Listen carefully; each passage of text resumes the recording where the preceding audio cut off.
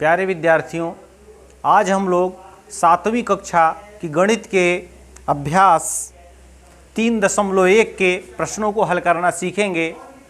तो कल इस अभ्यास के 2 प्रश्न हम लोग हल कर चुके हैं।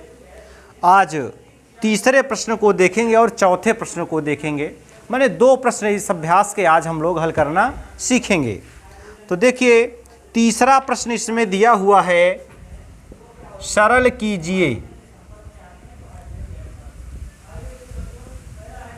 अब देखिए, कई पार्ट में इसमें प्रश्न पूछा है।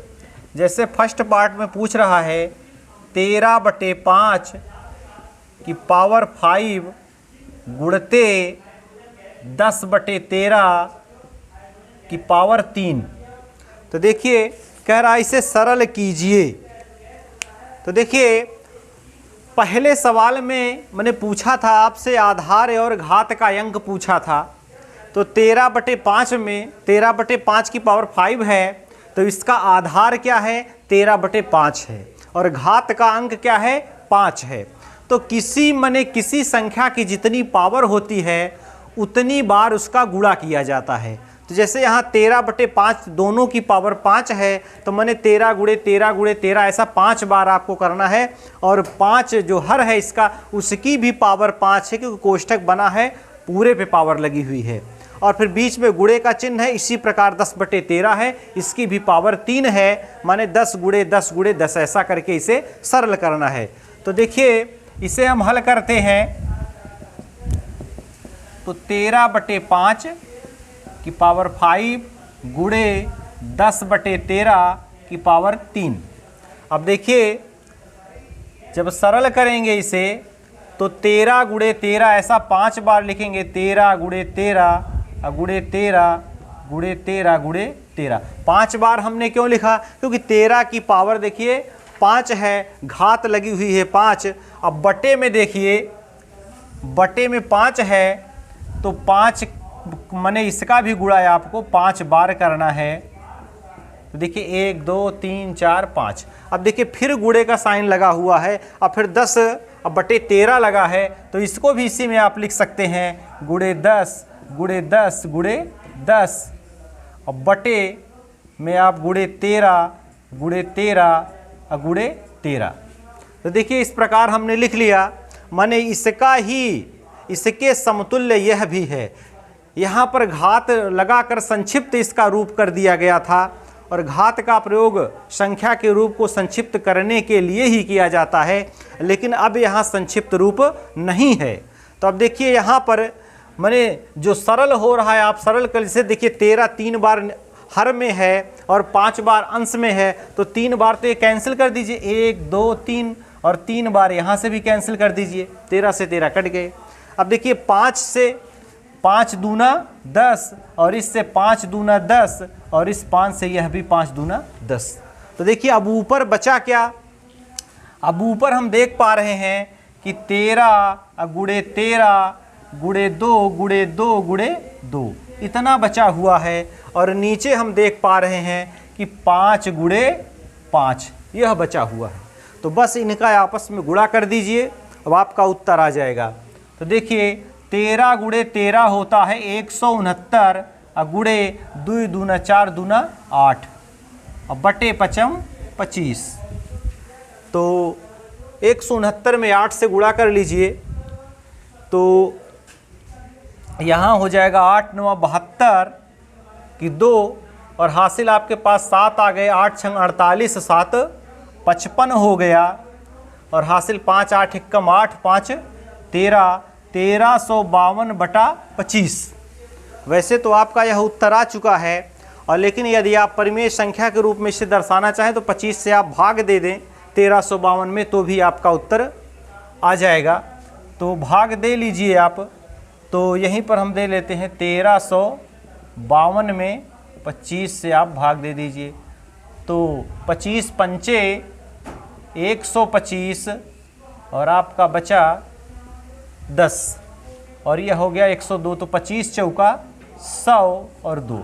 तो देखिए यहाँ बराबर आपका उत्तर आ गया 54 सही और 2/25। यही आपका उत्तर है 54 सही 2/25। तो इसके फर्स्ट पार्ट को हमने सरल कर लिया। इसी प्रकार आप सेकंड पार्ट को देखिए, मैंने घात के रूप में लिखा है, उसका आप विस्तार कर लीजिए। अब विस्तार करने के बाद उसे सरल कर लीजिए, बस यही आपका मैंने उत्तर आ जाएगा। तो एक प्रश्न और हम देख लेते हैं। देखिए इसके सेकंड पार्ट में दिया हुआ है -2/13, अब इसकी पावर है 4 गुणे -13/14, अब इसकी पावर है 3। तो देखिए इस प्रश्न को हम हल करेंगे। तो पहले तो आप प्रश्न लिख लीजिए, -2/13 की पावर 4 गुणे -13/14 की पावर 3। तो अब देखिए जब इसका विस्तार हम करेंगे तो -2 गुणे -2 ऐसा 4 बार लिखेंगे। तो -2 गुणे -2 गुणे -2 और गुणे -2। तो देखिए -2 की पावर 4 थी, इसलिए 4 बार हमने लिख दिया। अब -13 की पावर कितनी है? 3 है। तो -13 गुणे -13 गुणे -13, इसे 3 बार लिख लिया। देखिए अब अंश हो गए इसके भी इसके भी। अब हर की बात आती है, तो 13 गुणे 4 बार लिखना है, 13 गुणे 13 गुणे 13 गुणे 13, और 14 3 बार लिखना है, गुणे 14 गुणे 14 गुणे 14। तो देखिए अब इसे सरल करना है। तो देखिए 13 से कैंसिल हो रहे हैं, 3 ऊपर है नीचे 4 है, तो 3 तो कैंसिल कर दीजिए, 1 2 3। अब देखिए 14 में क्या है? 2 सत 14, 2 सत 14 और 2 सत 14। तो देखिए अब ऊपर आप देख लीजिए ऋणात्मक संख्याएं कितनी हैं? 1 2 3 4 5 6 7, माने 7 संख्याएं ऐसी हैं जिनमें ऋण लगा हुआ है। तो आपका उत्तर फिर ऋणात्मक ही आएगा, क्योंकि हमने बताया था कि जब ऋण की संख्या सम हो तब उत्तर आपका धनात्मक आएगा, अगर उनकी संख्या विषम हो तब आपका उत्तर ऋणात्मक ही आएगा। तो यहाँ हम देख रहे हैं 7 संख्याएं ऐसी हैं जो ऋणात्मक हैं, तो इसलिए आपका उत्तर ऋणात्मक ही आएगा। तो पहले आप यहाँ पर माइनस लगा लीजिए, माइनस। अब आपके पास ऊपर बचा क्या है? ऊपर कुछ भी नहीं बचा है, माने एक -2 बचा है। तो बस यही -2 आपका बचा हुआ है ऊपर, क्योंकि ये सब कैंसिल हो चुका है, माने -2 ऊपर बचा है। नीचे अब आप देखिए क्या बचा है? तो नीचे हम देख पा रहे हैं 7 गुणे 7 गुणे 7। तो यहाँ बचा है 7 गुणे 7 गुणे 7। तो बस इसे आप हल कर लीजिए।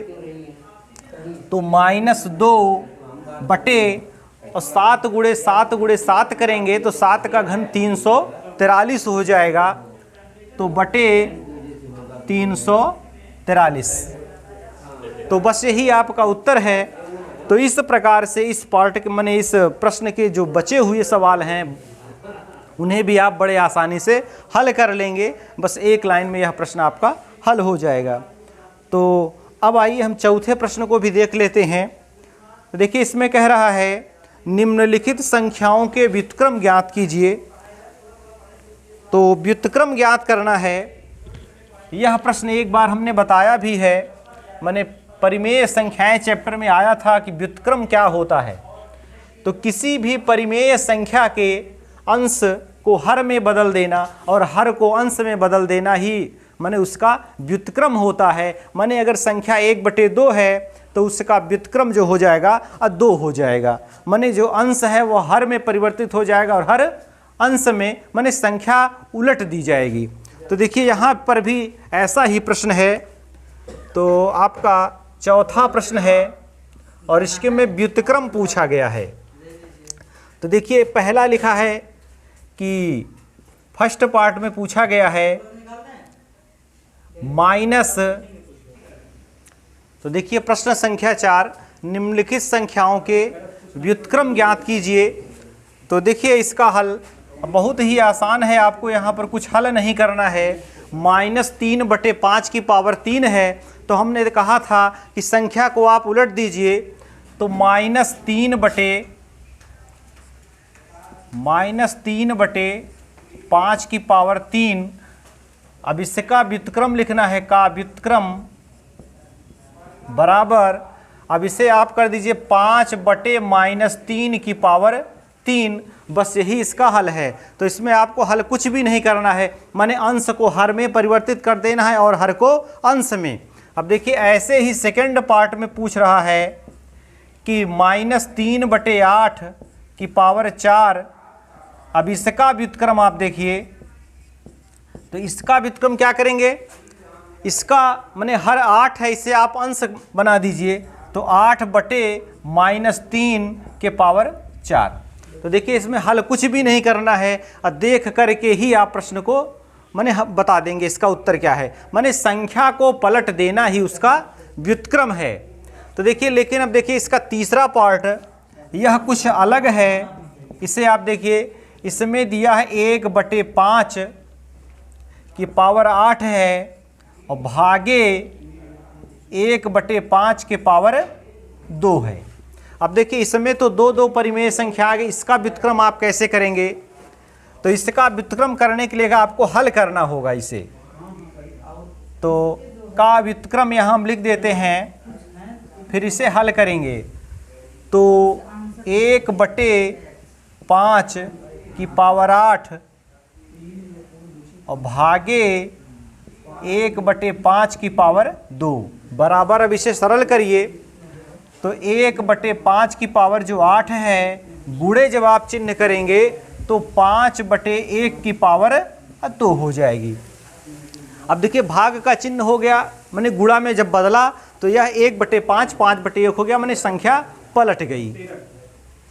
अब इसका आपको सरलीकरण करना है थोड़ा सा। तो सरलीकरण में क्या करना है, 1 गुणे 1 गुणे ऐसा 8 बार चलेगा। तो इसका बहुत मतलब नहीं है, लेकिन 5 का है। तो देखिए 1 गुणे 1 गुणे 1 कितनी बार इसको करना है, 8 बार। तो देख लेते हैं कितनी बार होगा, 1 2 3 4 5 6 7 और 8। अब आप 5 का 2 बार गुणा करना है, 5 गुणे 5। अब हर में आप देख लीजिए क्या है, 5 है, कितनी बार है, 8 बार। तो 5 गुणा 5 गुणा 5 गुणा 5, तो देखिए 8 बार, 1 2 3 4 5 6 7 और 8। अब देखिए 2 5 ऊपर है तो 2 तो कैंसिल हो जाएंगे। अब ऊपर बचेगा 1 और नीचे बचे हैं आपके 6 बार 5। तो 5 25 पंचे 125 गुणा 125। तो यानी मैंने 5 6 बार है। तो आप ऐसा भी कर सकते हैं कि 1/5 की पावर 6, 1/5 की पावर 6, और यही आपका उत्तर है। तो इस प्रकार से यह भी प्रश्न हल हुआ। अब देखिए यहाँ पर गुणा है, इसका व्युत्क्रम पूछा है, तो इसे भी आप सरल कर लें। मैंने 13 गुणे 13 गुणे ऐसा 3 बार, फिर गुणे 17 गुणे 17 यह भी 3 बार कर लें। फिर यहाँ भी आप हर का भी सरलीकरण कर लें। लास्ट में जो संख्या बचेगी, 1/5 की पावर 6 आया।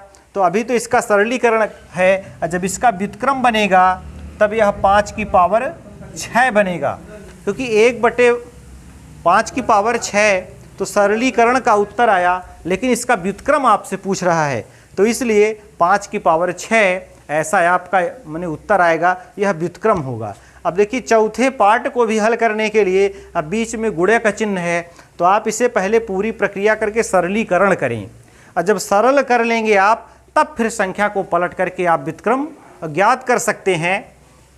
तो बहुत ही आसान प्रश्न है, व्युत्क्रम ज्ञात करने के लिए कोई भी दिक्कत नहीं है। पहले 2 प्रश्न तो बिल्कुल सरल थे, और इन 2 प्रश्नों में थोड़ा सा सरलीकरण आपको करना पड़ेगा, और जब एक परिमेय संख्या के रूप में उत्तर आ जाए तब आप संख्या को पलट दीजिए और व्युत्क्रम आपको पता चल जाएगा। तो आज बस इतना ही, और अगले प्रश्न को हम लोग कल देखेंगे।